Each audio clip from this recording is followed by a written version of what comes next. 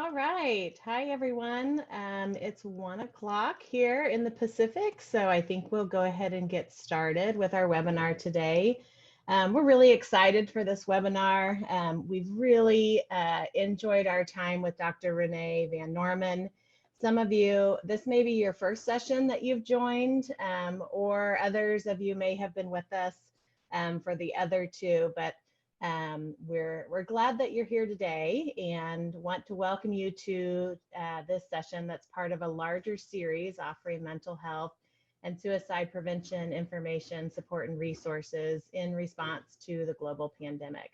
I'm Kelsey Schmitz, and I work for the University of Washington at the School Mental Health Assessment Research and Training Center, or SMART Center, as the School Mental Health Lead to the Northwest Mental Health Technology Transfer Center. Our center is located in Seattle. The Northwest Mental Health Technology Transfer Center and the UW Smart Center are partnering with some great organizations from the Northwest region, those being Forefront Suicide Prevention Center, the Association of Washington School Principals, Dr. Jim and Liz Mazza, who created the DBT in Schools curriculum, Northwest Positive Behavioral Interventions and Supports Network, Sound Support, and Well Educator, to bring you this well-being series that offers a variety of virtual learning opportunities for kids, families, and educators, focusing on mental wellness and suicide prevention.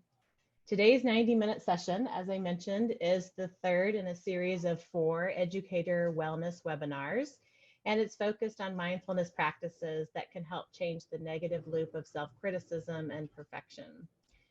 You should have received an event reminder email that had a link to where you can find the guided notes and a web page where this recording will be posted early next week. My colleague Megan Lucy will be providing those links in the chat box to you as well. So on the next slide here, you can learn more about the Wellbeing series by visiting the website and checking out the other events planned. We do have some really exciting opportunities for educators, school leaders, families, and students. So we hope you'll take a moment to check out our Wellbeing series. We've been hosting these series for several weeks, and we have many recordings already posted, as well as the presentation materials and other resources. You can reach out to my colleague Megan Lucy if you have any questions about the Northwest Wellbeing series. So the Mental Health Technology Transfer Center was funded by SAMHSA, which stands for the Substance Abuse and Mental Health Administration, in late 2018. The MHTTC network includes 10 regional centers, a National American Indian and Alaska Native Center, a National Hispanic and Latino Center, and a network coordinating office. We know that we have many of you that are joining outside of our Northwest region, and just want to extend a welcome to all of you, and make sure that you know that you have a center in your area where you can access additional training and technical assistance.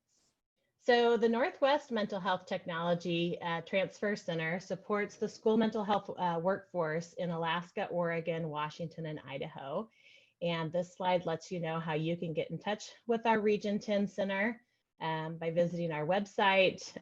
You'll see our newsletter link, and we'd love to connect with you on social media. We also send out monthly newsletters, as well as e-blasts for training opportunities and other resources that come up in between our monthly newsletter distribution. And I think we will have that link in the chat. Yep, there it is. It's like magic. So at this point, I'm going to hand it off to Jessica Swain Bradway, who's the Executive Director of Northwest PBIS and our co-sponsor for this event today. Thank you so much, Kelsey. I appreciate that introduction. So just a really quick introduction of Northwest PBS Network, and we appreciate everyone joining us today. We are a regional nonprofit for the Pacific Northwest, and our mission is simply to build capacity across the region for PBIS and MTSS implementation in an effort to improve the quality of life of our students and teachers experienced in and out of schools, as well as our administrators. We really appreciate very deeply the opportunity to be a part of the Northwest MHTTC collaborations. Kelsey and Megan, who have organized this event, and other events, will be very humble about their contributions, but it's been nothing less than fabulous. We are very lucky to partner with today's presenter for our Well Educator series, Well Educator LLC, and its founder, Dr. Renee Van Norman. Dr. Van Norman is the founder of Well Educator. She has a PhD in special education from The Ohio State University. She has extensive postdoctoral work in special ed and applied behavior analysis at both the University of Nevada, Las Vegas, as well as the University of Oregon. Go Ducks. As an assistant professor with her own mental health diagnosis, Renee first started thinking about rather deeply the importance of prioritizing self-care and establishing a work-life balance. And I do like to embarrass Renee a little bit for how amazing she is. And I have to say that she has definitely been a model in working very hard to achieve work-life balance for a lot of her colleagues. She's taught higher education classes in special ed, applied behavior analysis for pre-service K-12 special educators, and importantly, researched in the design of professional development models using strategies from acceptance and commitment therapy and mindfulness. Renee has been able to apply this wealth of knowledge across various settings, including early childhood, when she served as the director for a nonprofit preschool designed for families led by parents with cognitive challenges. She also served in State Department capacity at the Oregon Department of Ed as an education specialist in early intervention and early childhood special education. Today, through a Well Educator, Renee is using her rich life experience as well as her personal story to advocate for and increase educator well-being. We are really big fans of her workshops. They are research-based. She creates innovative wellness communities, and we've seen a lot of engagement and, frankly, inspiration for participants to give their own well-being more time and attention. I deeply appreciate Renee's practical evidence-based workshops and contribution to the greater good, and we think you will too. We think you're going to get a lot out of today's webinar. So thank you for joining us, and I'm going to pass it off to Dr. Van Norman.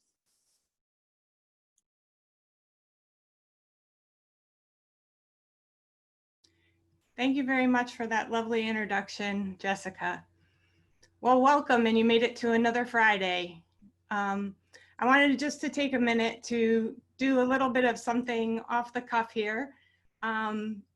When Well Educator was formed, we came up with our connection and curiosity and compassion as our tagline. And as I was putting together this presentation, something was nagging at me, and it was the curiosity of the word negative. Mindfulness is in the title, and something about mindfulness is the curiosity of judgment. Mindfulness is non-judgmental. It's non-judgmental curiosity, and negative is a judgmental word. So I'm going to take the liberty to change my title right away to trying to change that unhelpful loop of self-criticism and perfectionism. Mindfulness practices can help. So I want to welcome you to the new titled, Trying to Change That Unhelpful Loop of Self-Criticism and Perfectionism, Mindfulness Practices Can Help. And I appreciate you being here with us today. I want to thank our sponsors, the Mental Health Technology Transfer Center Network and Northwest PBIS, for hosting this webinar and having me come back again to be here with you today. Let's talk about our objectives for today. We're going to describe how mindfulness practices can work to interrupt those unhelpful habit loops. We're going to identify ways to start a mindfulness practice. And we're going to learn guided meditation practices. And I will tell you up front that we'll do a few in the beginning, but the second half of today's presentation, we do a few more. I want to orient you to the materials for your guided notes. Guided notes are designed for you to follow along and actively participate in the PowerPoint and webinar. You can write notes, write questions, expand your thinking on a topic, or just doodle. You'll see that I put in some prompts for you. The second half of the presentation, you've been given the PowerPoint slides so you can follow along. And I'm going to jump out of the video now so you can really concentrate on the content.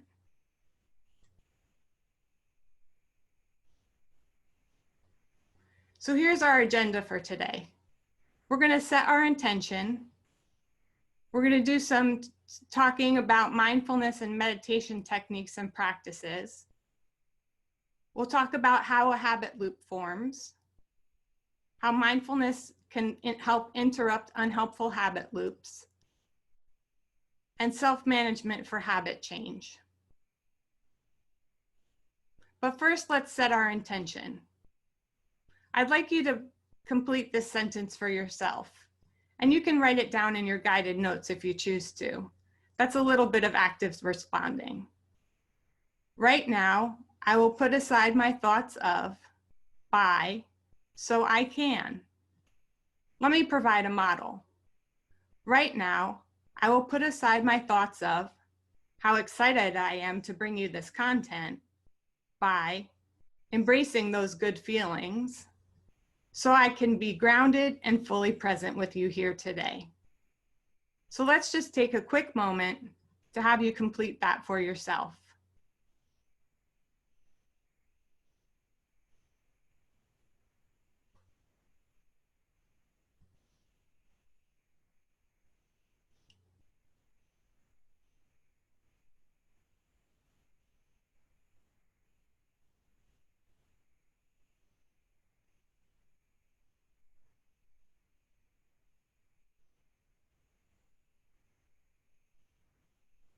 I'm really not sure if I could have found a cuter picture, and it's a little misleading for our first meditation for today, because we're actually only going to be using one hand, but I couldn't stop myself from using this picture. This relaxation technique is called the 5-fingered peace relaxation technique, and we're going to use it to relax into today. I like this meditation practice because it's portable, and if you're feeling under stress, you can use this technique to calm yourself and really travel to a time when you're feeling calm and less stressful. So go ahead and get into a comfortable position. If you're comfortable, close your eyes or just gaze downward or gently focus on something in the distance.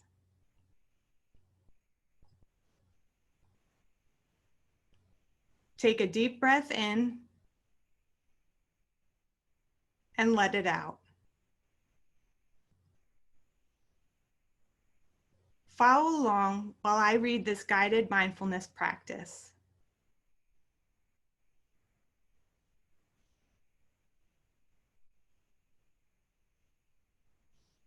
Touching your thumb to your index finger, travel back to a time when you felt a healthy exhaustion after exerting yourself physically, such as cleaning out the garage, rearranging your classroom, or working out.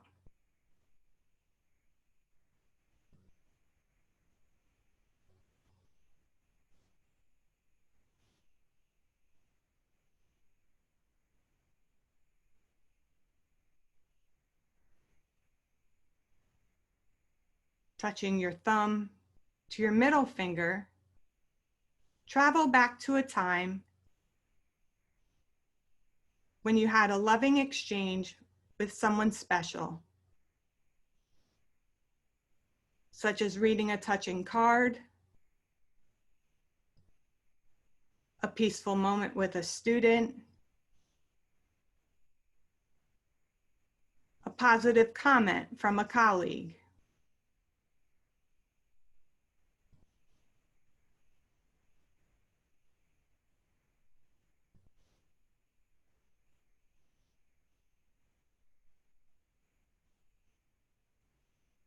touching your thumb to your ring finger. Try to recollect the most caring gesture you ever received. Take this opportunity to truly accept this gift.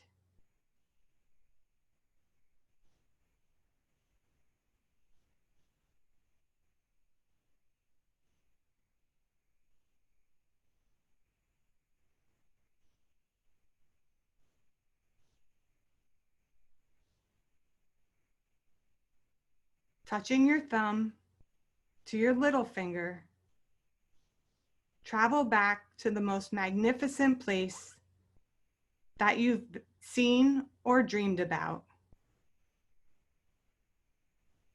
Take this moment to absorb all the beauty that surrounds you.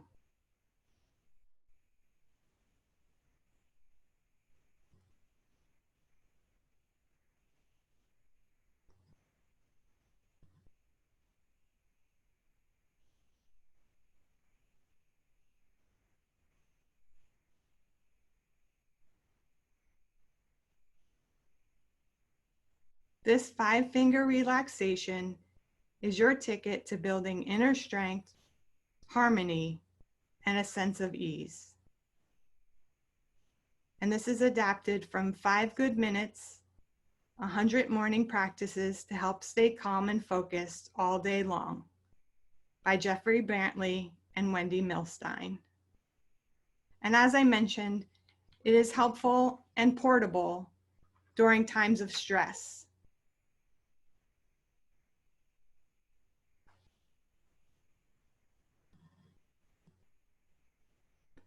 So first we need to talk about mindfulness before we get into unhelpful habit loops. There are many definitions of mindfulness. The most cited definition is one by Jon Kabat-Zinn. And Jon Kabat-Zinn says, paying attention in a particular way, which is on purpose, in the present moment, and non-judgmentally. Russ Harris has a definition of paying attention with openness, curiosity, flexibility, and kindness. Both would agree not clinging to our thoughts or emotions, but paying attention with openness.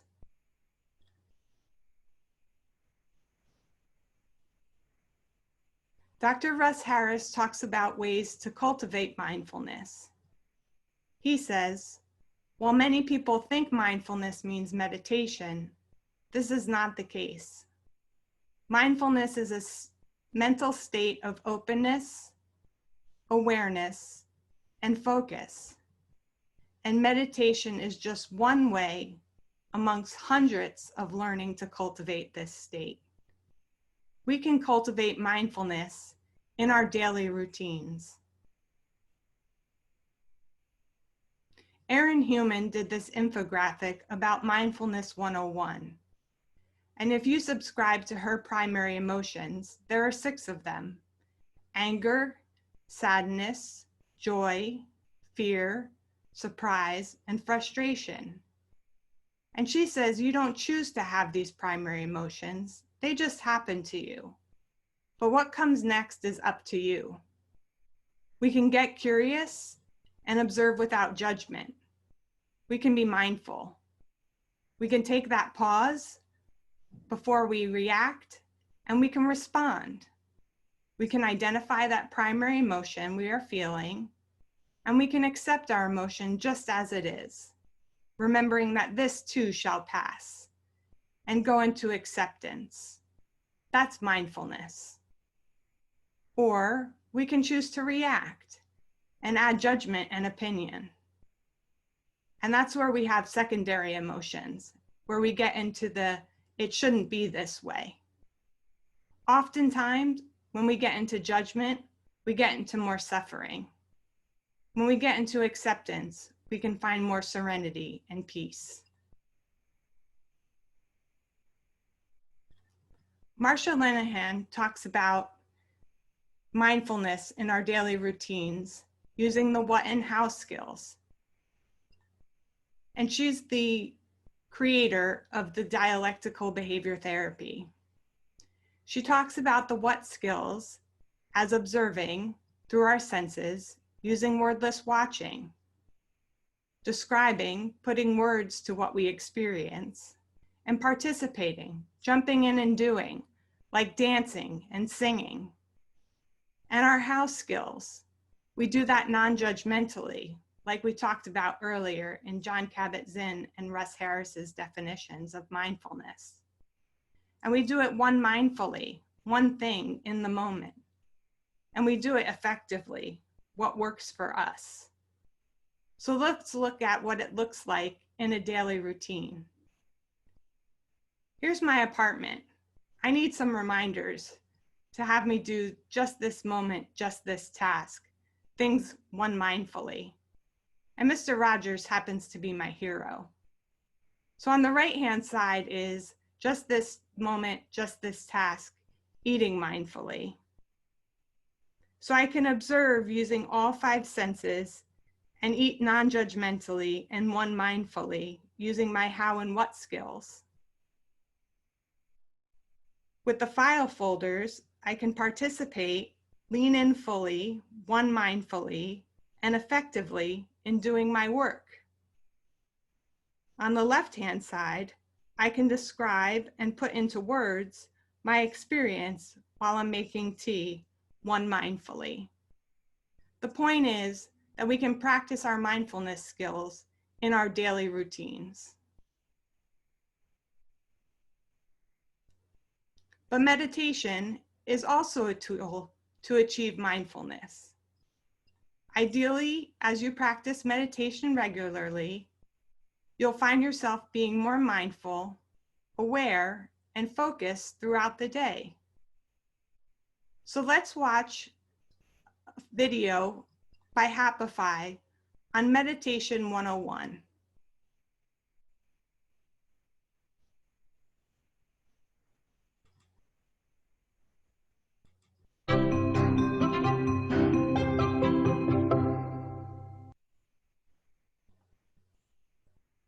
Despite what you may have heard, meditation does not involve joining a group, paying any fees, wearing any special outfits, sitting in a funny position, or believing in anything in particular. It is simple, secular, scientifically validated exercise for your brain.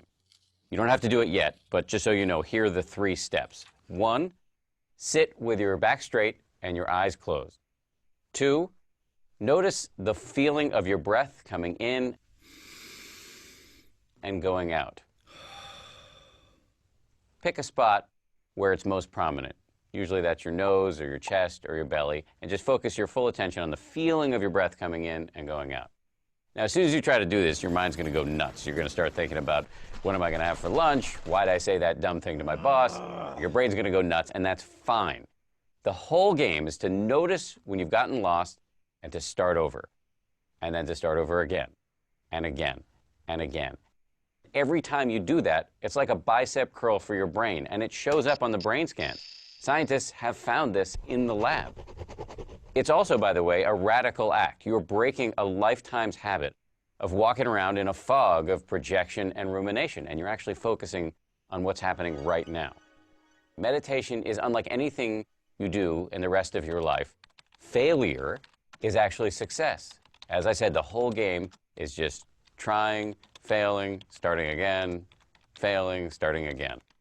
Here's my advice. You should be meditating every day, 5 to 10 minutes a day. That's it. This doesn't require some giant investment. I don't care how busy you are. You have 5 to 10 minutes to give this a shot. I guarantee you it will make a big difference.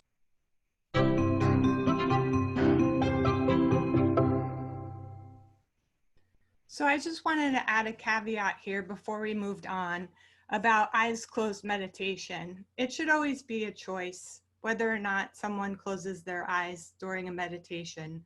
You can always have a downward gaze or focus on an object in the room. Some folks have anxiety when it comes to eyes closed meditation, so it should always be a choice. And I just wanted to add that piece to the video. So we talked about both meditation and how and what skills of cultivating mindfulness. Now we'll look at some benefits of both mindfulness and meditation practices. And there are extensive citations in your guided notes on some of these studies that back up these potential benefits of mindfulness and meditation practices. So some studies have shown that there's increased compassion, there's physiological benefits such as digestion running more smoothly, there's intention increases, your brain releases more happiness chemicals, some swelling may subside, diminished pain, decreases in irritability, and emotion regulation. And there's a lot to do with the fact that we're focusing on breath.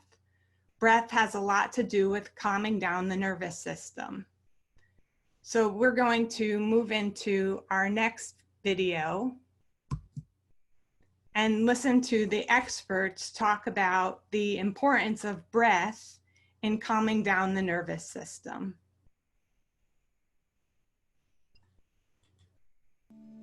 I get really mad when my brother hits me a lot.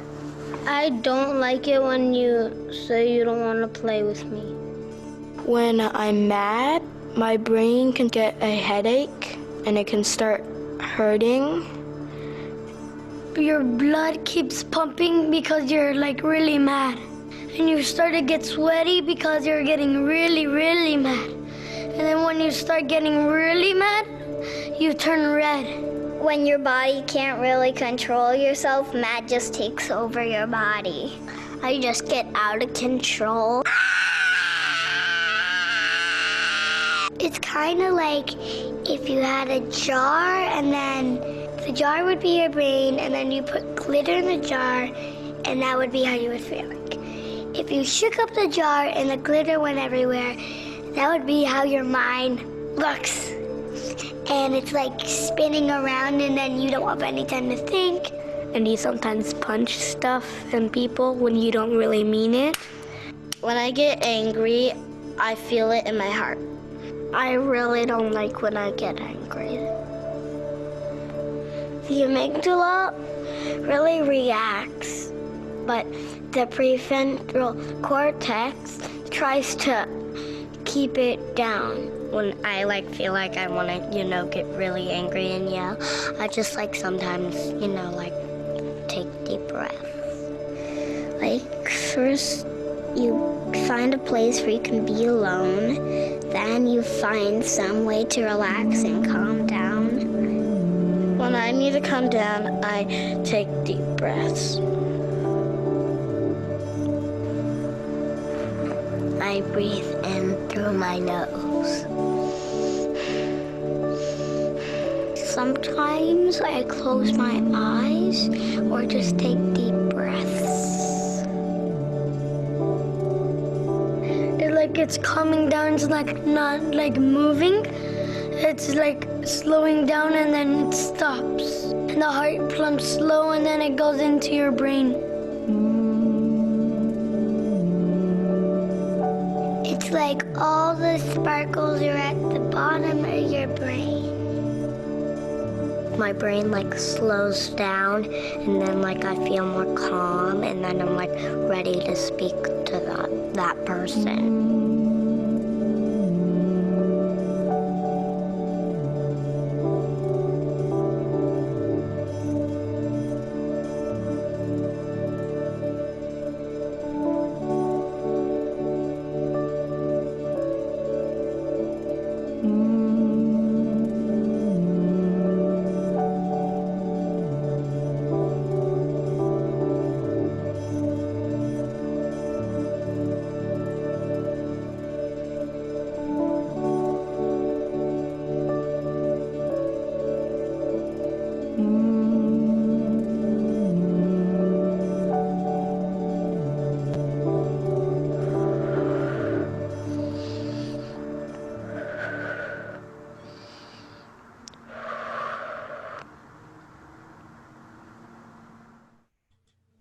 I'm not really sure there's a more powerful message of the importance of breath and emotion regulation and the power of breath and calming and responding versus reacting. So we're going to go into our second breathing exercise or relaxation exercise, and this is a 4 square or box breathing technique.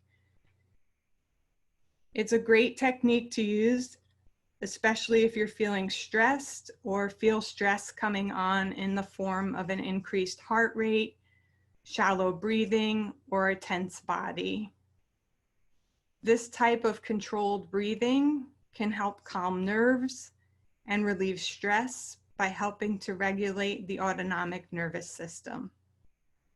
Box breathing emphasizes control through counts of 4, which allows your body to make full use of the air. We are going to follow an adaptation of the steps from an article by Linda Ray, and access to the link of Linda's article is in your guided notes. So let's begin. If you are able, sit up straight in a comfortable chair. Put your feet flat on the floor and relax your hands in your lap. You may overlap your hands or let them lie separately with palms facing up. The important factor is to maintain an aligned posture and to be at ease. Close your eyes if you choose, or gaze downward. As I mentioned earlier, closed eyes meditations or breathing exercises should always be a choice.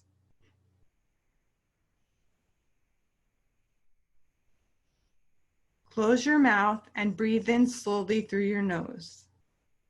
Count to 4 if that is comfortable to you as you inhale, and hold your breath for 4 seconds.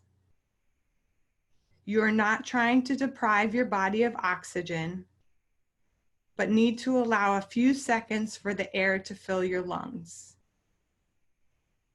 Concentrate on your belly and notice how it also moves when you inhale deeply.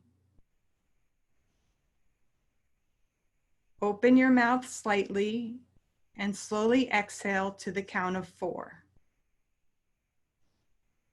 Hold the exhale to another count of 4. Ideally, we would repeat the exercise for 4 minutes, but we'll do it for 3 times, and perhaps you'll achieve a relaxed state, relieve any tension, and settle any nerves. So on your own counts, allow the air to fill your belly and notice how it passes over your chest. Continue your box breathing for 3 more rounds or until you hear my bell ring.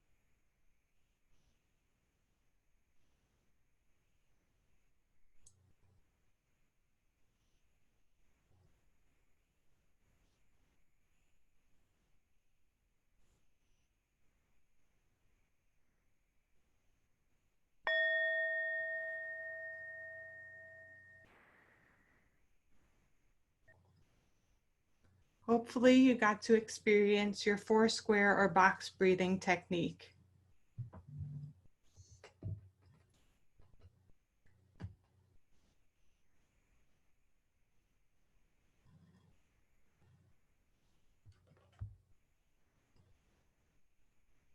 So things can get in the way of practicing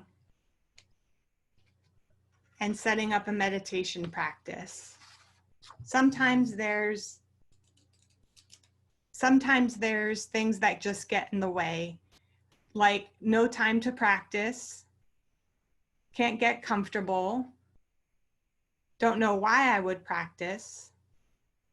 There's all or nothing thinking, like I didn't get my practice done this morning, so I wouldn't practice this afternoon. Or we lose concentration. We feel like we're not doing it right because we have monkey mind. We have lots of thoughts.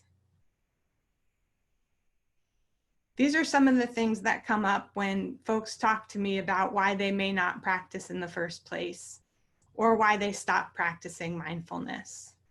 So let's talk about ways to get unstuck, because this will be important when we talk about interrupting the habit loop.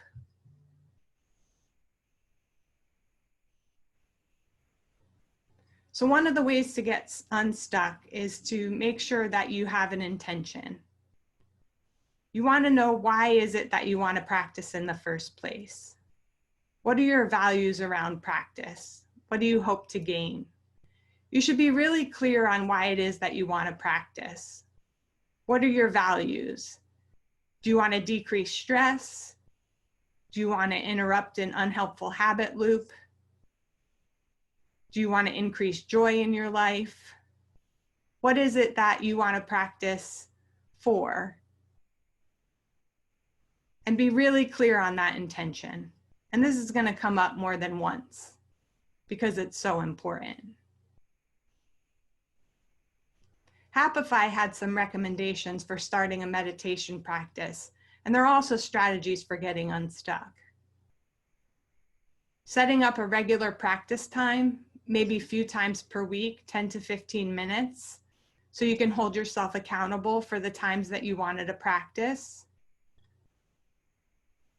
Finding a comfortable position, and this is highly individualized. One of the things that you want to take into account is that you can get in that deep belly breathing. So having a straight back is really important, and also having a relaxed neck and a chin slightly tucked in. But whether your hands are on your lap or knees is highly individualized. And here's that set intention again. Is it for stress reduction, more peace or joy in your life? And really making a commitment to practice with that intention in mind. And perhaps you need to write that down somewhere and make a post-it or write it down in a journal and really have a place where you are coming back to that intention each and every day when you want to practice.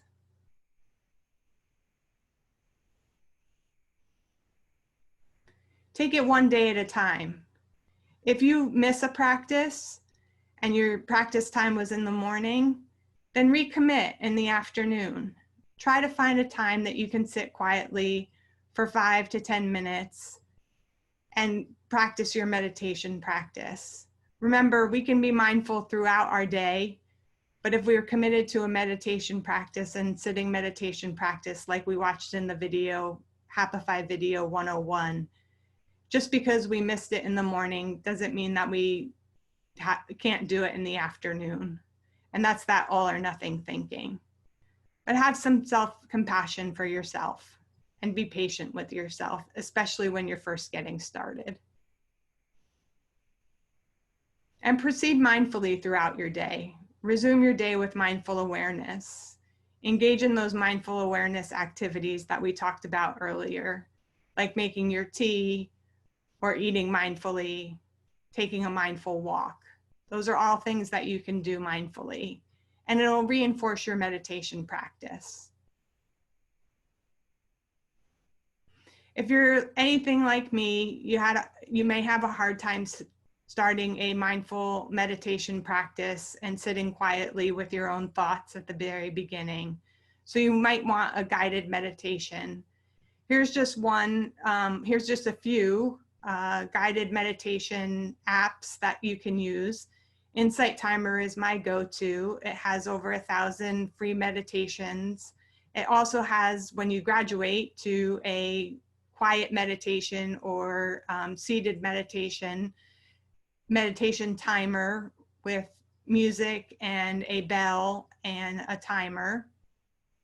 But there's over 1,000 free meditations that are searchable, that you can look for a topic that you wanted to focus on, such as courage or discipline or any kind of topic that you're looking for, and search that and do a guided meditation on that.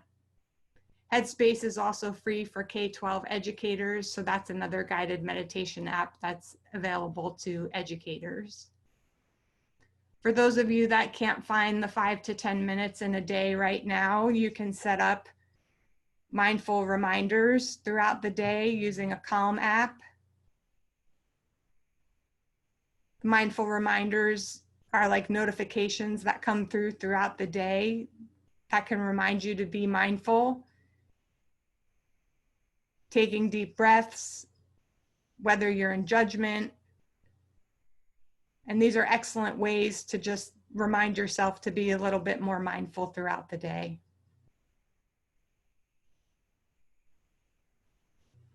If you have a meditation practice, I brought in Mark Coleman's From Suffering to Peace, The True Promise of Mindfulness, some strategies for getting unstuck.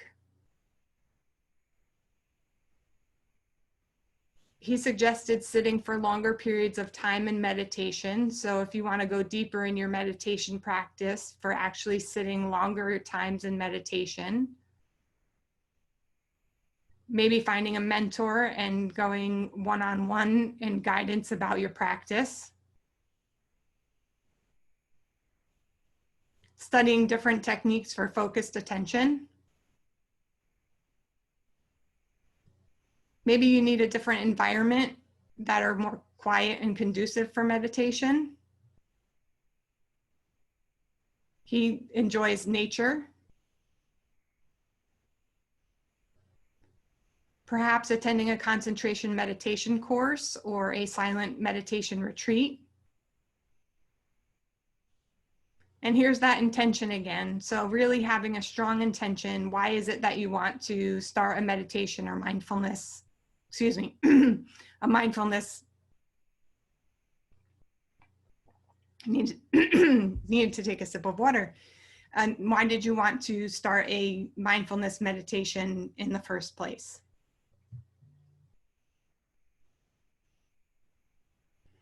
So we're going to do a brief review here and just take a pause for some questions, but we learned that there are many different definitions of mindfulness. We brought up 2 of those. We knew that meditation as one way to cultivate mindful awareness, but that we can, throughout our routines during the day, practice our how and what skills. We talked about many benefits to mindfulness practices. And breath from our experts. We learned that is an important part of meditation practice, and that it is great for emotion regulation and calming us to pause and make sure that we are in a sense of responding versus reacting. And there's many ways to practice meditation and improve our practices and ways to get unstuck and have concentration. So I'm going to pause here before we go into habit loop and take some questions and do my best to see how I can respond to those.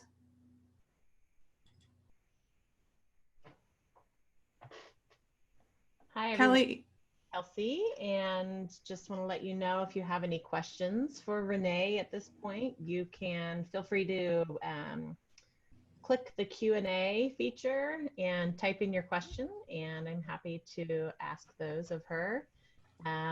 Right now, we don't have any content questions. There's a question about some audio issues, but I'm not having any audio issues. If others are, feel free to chat to us in the chat box. But other than that, Renee, I don't see any questions, and I'm happy just to wait another 30 seconds or so if we want to give folks a chance to maybe finish typing a question they started. Okay, I'll wait a moment.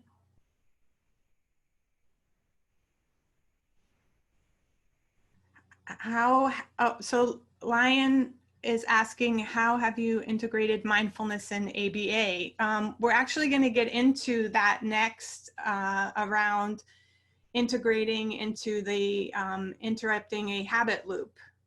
That is our next section here.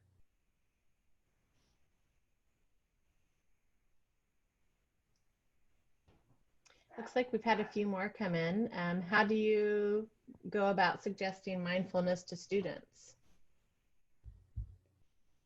I actually have not had experience with mindfulness with students. I work with educators only.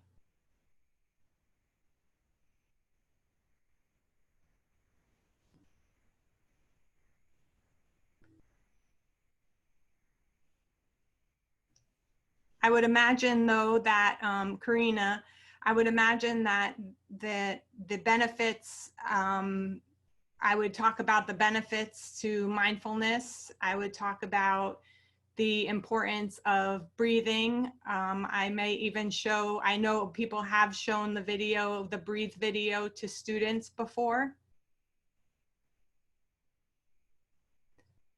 Alyssa writes, how can we strike a balance between mindfulness and keeping up? If keeping up means, I'm going to assume keeping up means timing of being able to put it into our day. Is that right, Alyssa? Fast paced.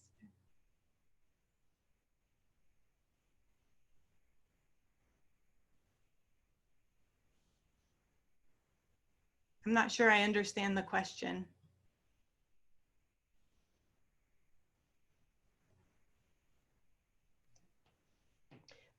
I'll see if I can interpret it. Okay, I just thanks, wonder, and this could be wrong, but you know, to me, when I read this, I think about just the technology, maybe even our fast-paced schedules. I know for me, it's been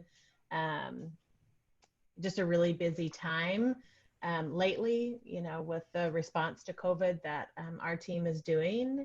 And so how do you find those moments when everything else is moving, you know, so quickly, you know, to have those mindful moments or train yourself to be more mindful? I can speak from experience of starting with those mindful reminders on the phone. The Calm app, where it comes up on my phone, to just setting that at 11 a.m. and 2 p.m. when I'm working, and my phone goes off and it gives me the mindful reminder. So going back to that slide, this one here, where it just gives me that reminder of a mindful moment to take a deep breath, that is where I would start to build my mindful practice.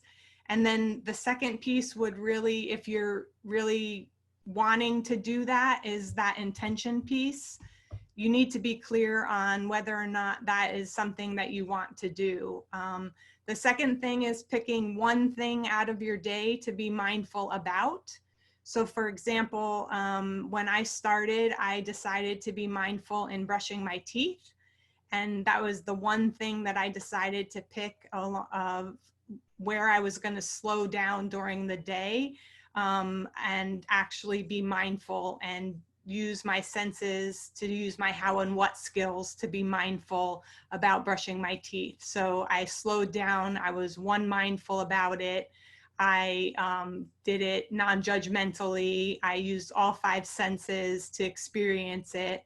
And I can report that I got a very good dental report at the end of that year, but it was intentionally setting one thing that I was going to do. So that is where I started, and now I have a 10 to 15 minute mindful practice in my day.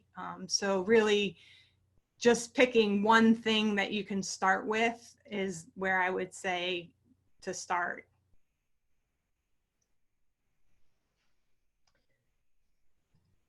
Where can we get the breathing video with the kids talking about how they use breathing?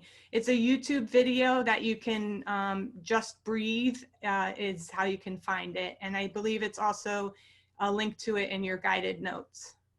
We'll see if we can find the link and put it in the chat too here in a moment. Okay. All right, so that All right. seems like all the questions. Okay. There's a nice comment that this person likes how we did this topic with the specific steps and descriptions. So some praise for our presenter who's doing a great job. Thank you. I'm going to move forward here. Oh, go back. Okay, so we did our brief review. Now, I think the what we might have all come to find out about is how do we break those unhelpful habit loops with all we're learning about mindfulness and meditation. We're going to go through this starting with our how a habit loop forms, and we're going to be starting with our positive and negative reinforcement 101. So we have someone with a learning history here of a cue and trigger of a couch and a television. So they have their cue and trigger, and their action or behavior is that they turn on their television in the presence of their television. And their reward or result is that they have a pleasant experience watching their favorite TV show, and their behavior is positively reinforced. So they continue this positive reinforcement loop of, in the presence of their television, they turn on their television and they're gaining access to their favorite television show. So we have this positive reinforcement loop happening here. We see a snake. This is a cue or trigger of an unpleasant cue. We have this reaction to this snake that is unpleasant, and we are able to escape or avoid. We have our negative reinforcement loop here. We're escaping or avoiding an unpleasant situation. And here we have our negative reinforcement 101. So let's bring us into the classroom or the school building. We have a habit of eating the donuts in the school break room. I know I am guilty of this, and it's an unhelpful habit because it goes against my value of trying to eat healthy. So I have the cue of the donut in the break room. I have a learning history of eating that donut on the run. And here it is, this pleasant yumminess and goodness of the donut. And before I know it, in the presence of the donut, I'm eating the donut and I'm getting that yummy goodness from the donut. And my donut eating behavior is positively reinforced. This is a little bit of a different example here. We have the habit of not telling the truth. We've got Sam here, unpleasant, this learning history of dad asking Sam to go to golf. Sam's behavior has been to not tell the truth. I don't feel very well, and has been rewarded by avoiding going golfing with dad. And so Sam's behavior has been negatively reinforced, and Sam avoids having to go golfing with dad. So we have our negative reinforcement habit loop happening here. We are very complex language, thinking, feeling individuals, and we're going to go into more complex loops here. This was just our negative and positive reinforcement 101, just to get us to lay down the foundation. So we're going to go into our social media example and our perfectionism example next. So too much social media getting in the way of my other values, making it an unhelpful habit loop. So this might be the way it forms. These are hypothetical examples. We see our phone and we read this heartwarming story about a teacher and his students. Our mind and body, we're thinking and feeling human beings.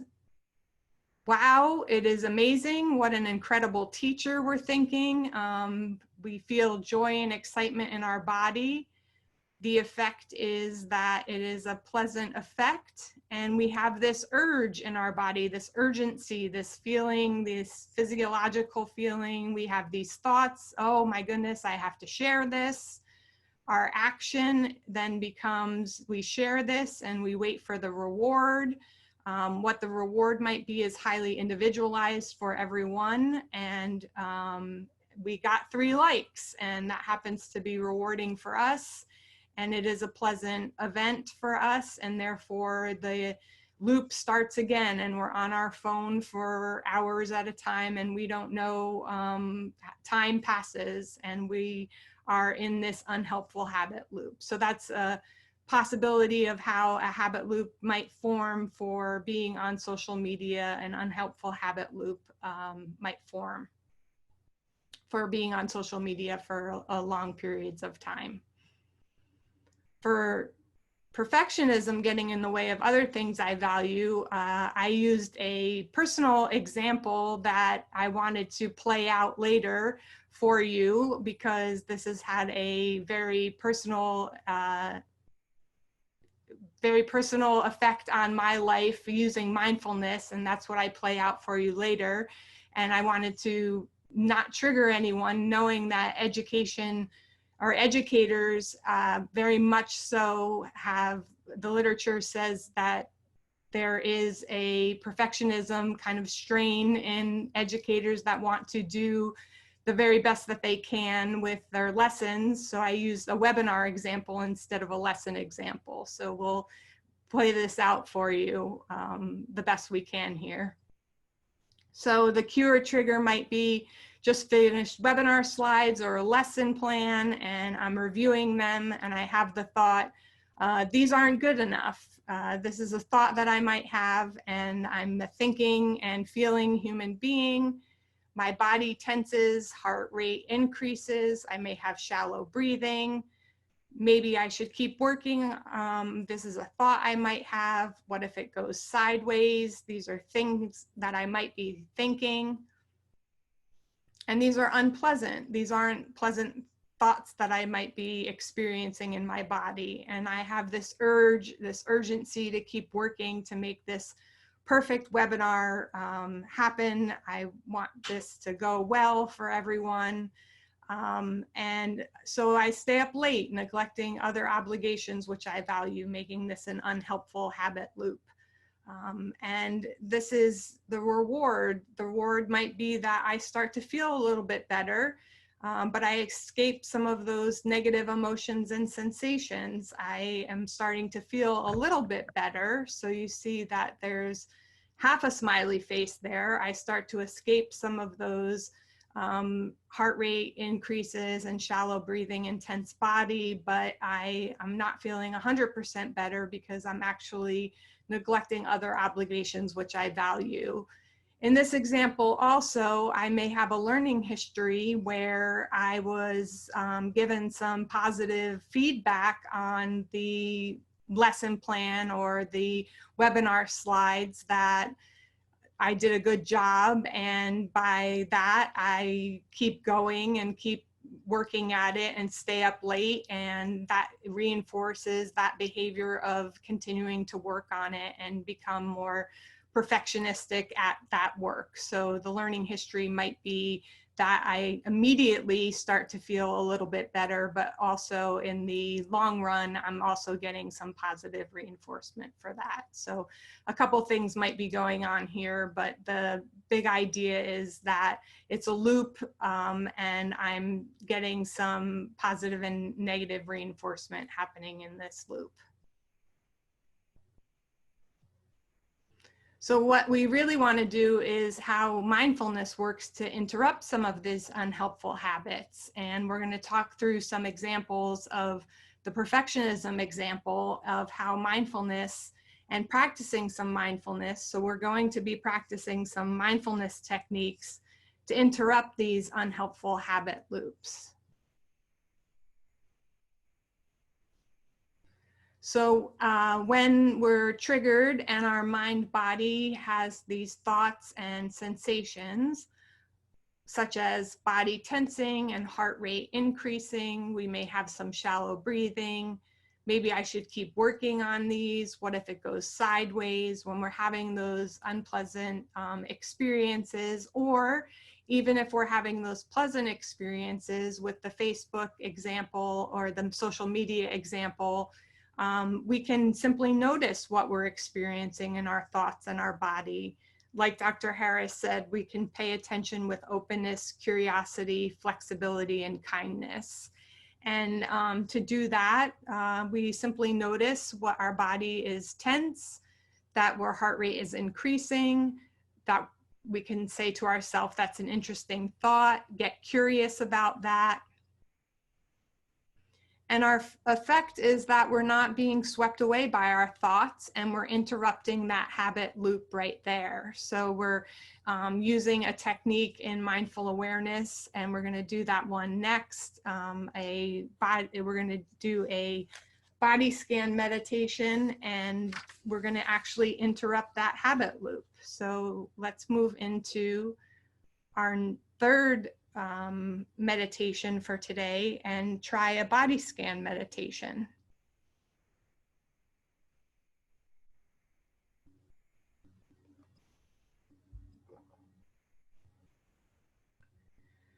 So I'll have you follow along while I bring you through this body scan meditation to cultivate mindfulness by the Greater Good Science Center. You can find the link to this meditation in your guided notes. Begin by bringing your attention into your body. You can close your eyes if that's comfortable for you.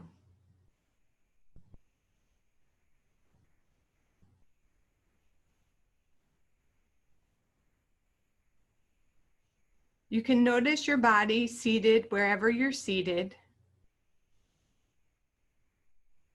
feeling the weight of your body on the chair, on the floor.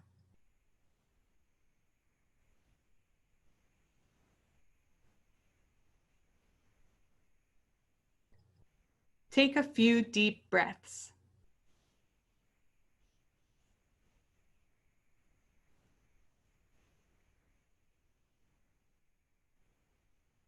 As you take a deep breath,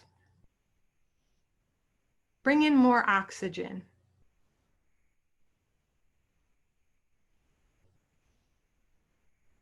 And as you exhale, have a sense of relaxing more deeply.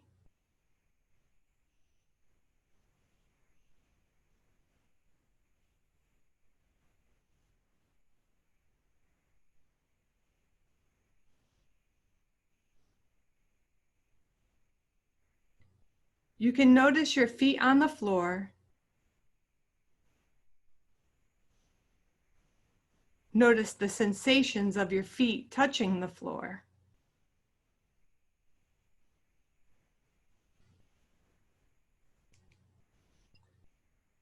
The weight and pressure, vibration, heat.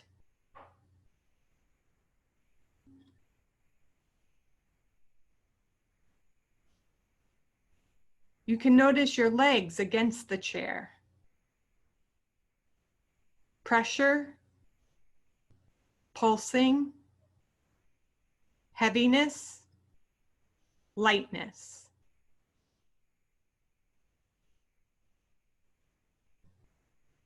Notice your back against the chair.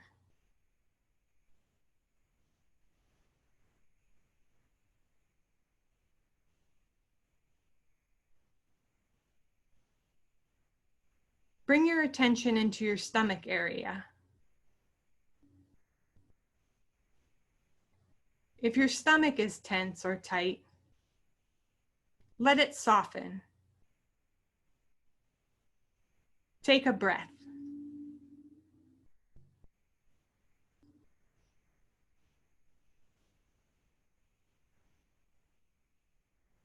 Notice your hands. Are your hands tense or tight? See if you can allow them to soften.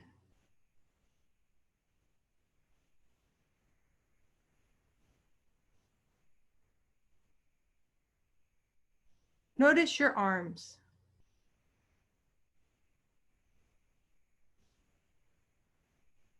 Feel any sensation in your arms.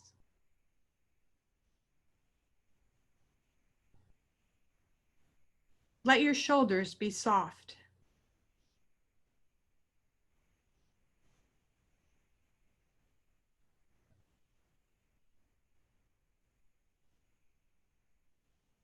Notice your neck and throat.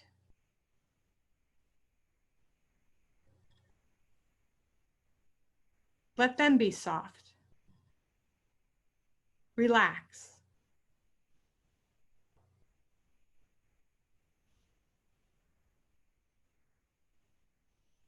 Soften your jaw.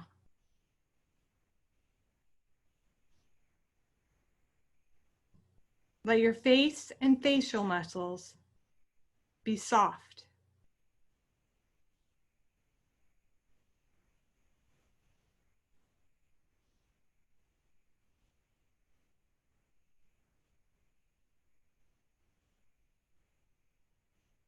Then notice your whole body present. Take another breath.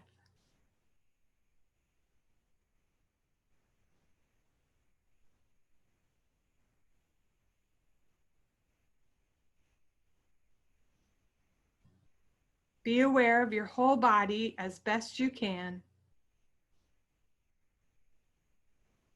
Take a breath.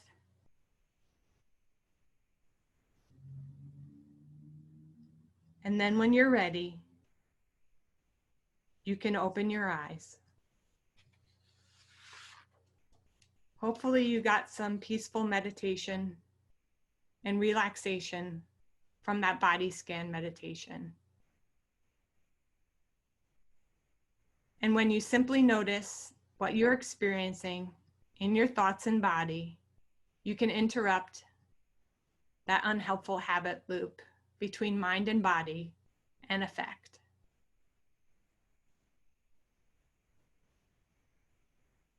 Next, we have the urge and action, where we can recognize the craving and the possibility of not acting on it. So here we have the urge showing up in our body to continue working to make the perfect webinar. We have that sense of urgency. We have the thinking that we need to continue to work. Here we have mindful awareness of I'm having the thought that I need to keep working, where we put distance between the thought and the action of keep working. It's a passing thought. I'll put it on the conveyor belt, which I'll explain in a moment, and watch it move along as I see what my partner's doing. That is something I value. So choosing an alternative behavior to do instead of continuing to work. So recognizing the craving and the possibility of not acting on it.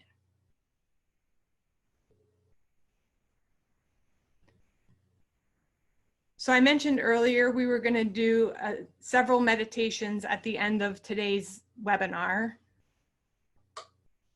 This is Thoughts on a Conveyor Belt.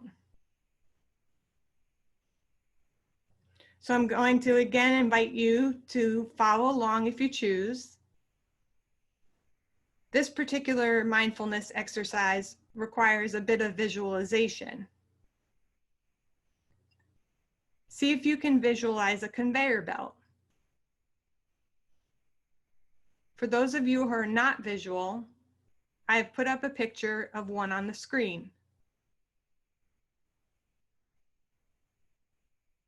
For the next minute, we're going to watch our thoughts, and as you become aware of a thought in your mind or a sensation in your body, you're going to simply put it in a box and place it on the conveyor belt and watch it move along. When you notice another thought appear in your mind, again, put it in the box and place it on the conveyor belt and watch it move along like groceries move along on the belt at the market. Don't try to change your thoughts in any way. Put them in the box and watch them move along. I will use a bell to provide signals in this practice. The first bell will be to get comfortable in your seat, whatever that means for you. Some people choose to sit up tall so they can breathe easy and relax. The second bell will be to take a deep breath in and let it out as you are able. The third bell will be to begin the practice. Become aware of your thoughts, put them in a box and on the conveyor belt, and watch it move along. If you hear a noise, put that in the box and watch it move along. If you get distracted in any way, put the distraction in the box and watch it move along. The fourth bell will be to end the practice. We'll practice for about a minute.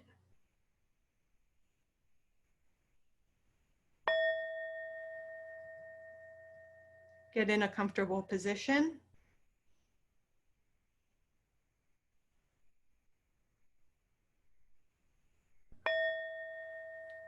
Deep breath in. Let it out.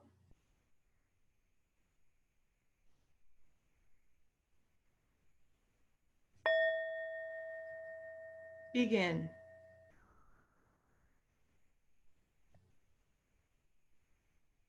Become aware of your thoughts. Put them in a box and on the conveyor belt and watch it move along.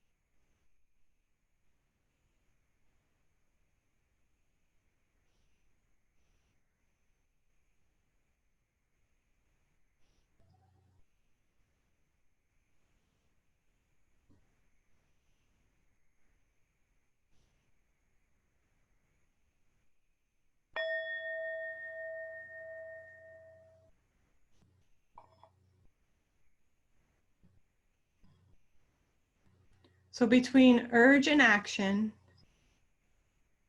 putting your thoughts on a conveyor belt, doing some urge surfing, recognizing the craving and the possibility of not acting on it is a way to interrupt the unhelpful habit loop.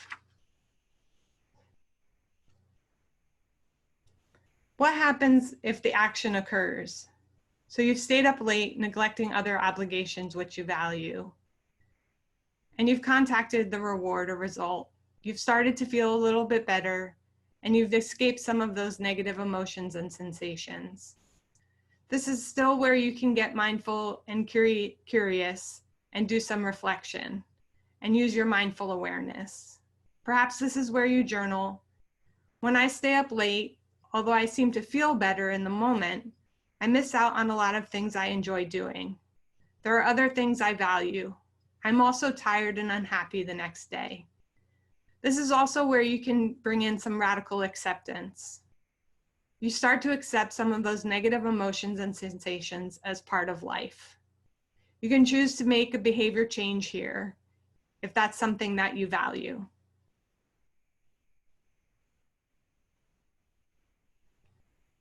You can choose to live less out of habit and more out of intent. So for our final meditation for today, we're going to set ourselves up for habit change. And this meditation was adapted from a meditation on habit change by Hugh Byrne from his Insight Timer app meditation. Hugh has a 7-day course available on the Insight Timer app on habit change for anyone interested in changing unhelpful habits. And there's a link to this in your guided notes. And this meditation is on cultivating the intention to change a habit. And we're doing this meditation because at the conclusion of this webinar, we're going to talk about committed action for habit change. This will set us up for success. So take a few moments to settle in, sitting in a comfortable, relaxed way, taking a few deep breaths, allowing yourself to relax and just be here.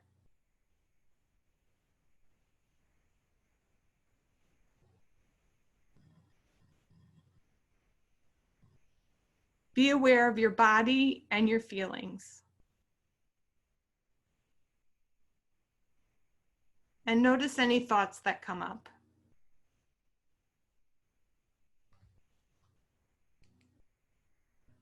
Ask yourself, what matters most to me? What do I care about most deeply for myself and for my life? What would a life of ease or well-being or peace look like?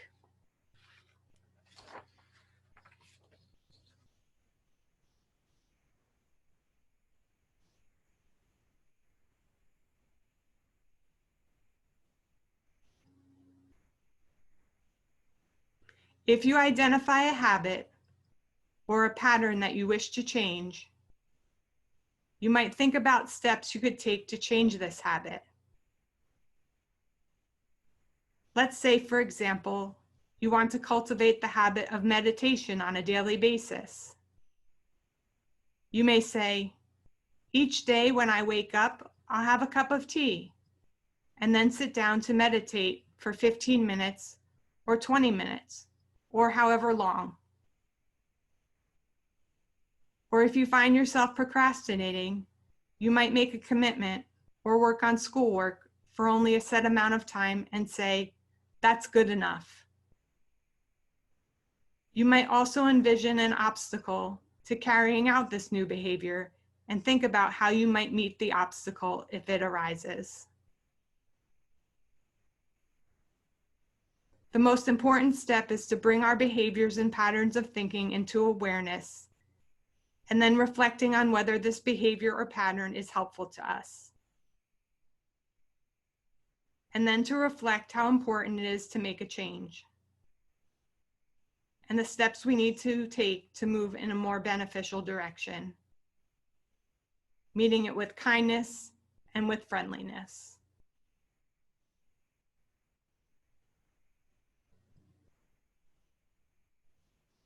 So we'll go through the steps for self-management for habit change as we close out this webinar.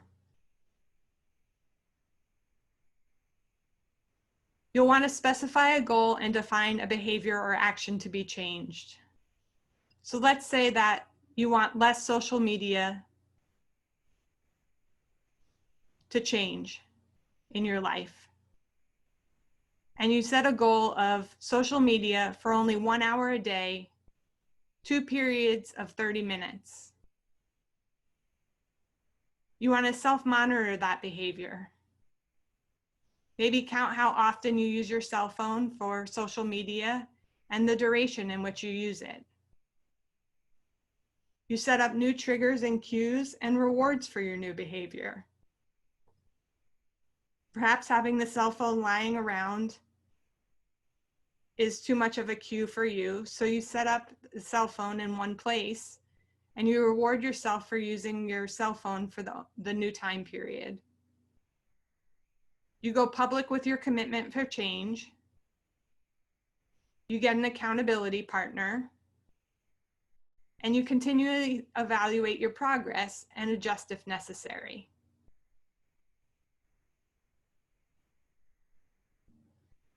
So let's go through a committed action plan. And I've included this in your guided notes for anyone that's interested in setting up their own meditation or mindfulness practice. I've included 2 examples. For this particular person, their intention or why they want to start a mindfulness meditation practice is because social media has taken over their life and they're missing out on other things they value. So what do they want? What's their goal? Their goal is less social media distraction in their life so they can engage with their family more. What action will they take to get them there? When they feel the urge to post, they will do a body scan and use the conveyor belt meditation. What gets in the way? Leaving their phone out where they can see it all the time, and they find that they're bored sometimes. What strategies did we talk about that will help them get unstuck? They'll put away their phone at a certain time of day, find an accountability partner, and set up an initial reward system, and maybe even find a hobby for that boredom. The important point is to also have a level of commitment to their goal. So 5, totally committed, going to start today, or 1, I'll get around to it eventually, or 0, not going to do it at all. Having a level of commitment means that you'll actually do what you say that you're going to do. This particular person's is a 4. How about another example of setting up a mindfulness meditation practice? This person's intention is that they value stress reduction and want to increase the joy that they're experiencing in their life. What do they want? A 5-minute daily meditation practice. Installing the Headspace app and finding a space to meditate, picking a time of day. What gets in the way? Workload, quiet space, all or nothing thinking. What strategy will get you unstuck? Find an accountability partner, use the conveyor belt meditation, and set up an initial reward system. And their level commitment is a 4. So this brings us to the conclusion of the webinar. I hope that you were able to pick up a few tidbits and that you can use the committed action plan to start a meditation practice for yourself. And hopefully some of the ways to interrupt an unhelpful habit loop are things that resonated with you.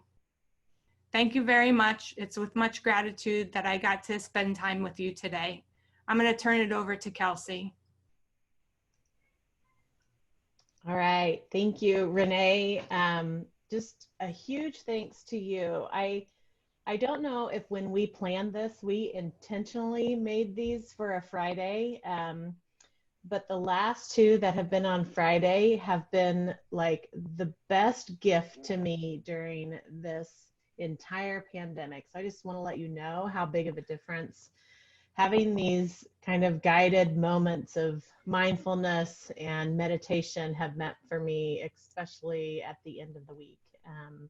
And I'm not sure if you can see the comments that are coming in to the chat box, but we'll save those so you can see them in case you can't. But lots of praise from folks and lots of appreciation.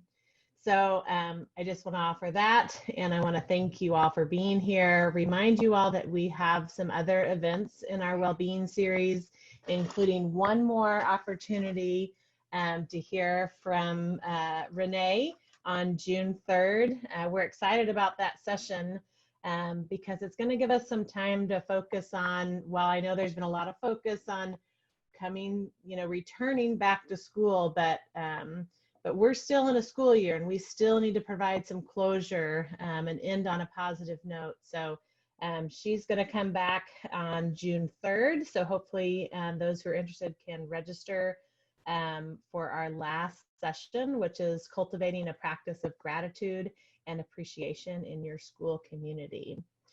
You want to go to the next slide?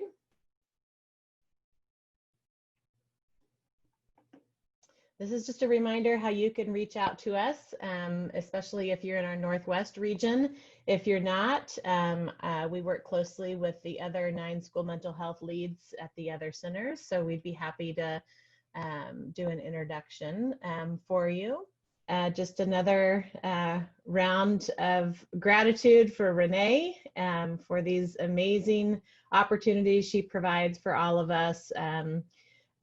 A huge round of gratitude for those of you who our educators, who are educators and parents, who are parents, just for everyone out there, for making it through this really challenging time.